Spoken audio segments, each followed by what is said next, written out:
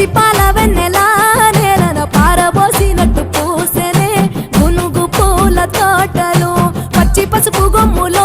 పసుపు తీసి రాసినట్టుగా పూచె తంగెడు కొమ్మలు వేల రంగుల పువ్వులో బతుకమ్మని చీరలు కోరేటిలో కలువలో గౌరమ్మని రవికలు ఎంతటి అందాల మహారాణివే నీ చుట్టూ పూలన్నీ చలికత్తెలే నిన్ను చూడాలని ముందుగా వచ్చిందే